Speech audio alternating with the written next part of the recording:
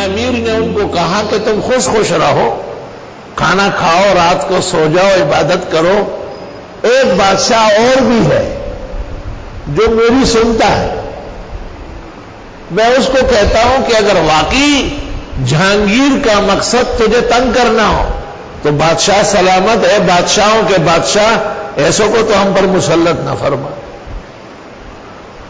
صبح فجر کے وقت اطلاع آئی رات کو جہانگیر کشمیر میں مر چکا ہے، اور کیا، اور حضرت صاحب واپس دلی چلے گئے، الی الوفات، وہ اور ان کا بیٹا، پھر کوئی چھیڑتا نہیں تھا۔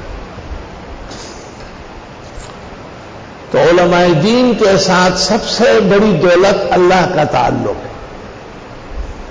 اتنی وجاہت پیدا کرو کہ جب آپ پریشان ہو جائے، غمگین ہو جائے، تو آپ اس کو کہے کہ اے غم اور صدمے دور کرنے والے خدا، تیرے علاوہ میرا کوئی نہیں، اور میری مدد فرما۔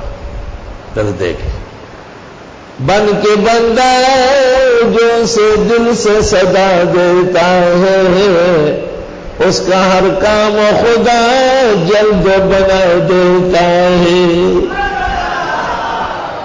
کوئی ہو جائے اس کا یا وہ اسے اپنا کر لے، پھر وہ دیکھے کہ وہ کیا لیتا ہے کیا دیتا ہے۔ دین اس کی ہے فقط ایک ذریعہ انسان، دست انسان سے انسان کو خدا دیتا ہے۔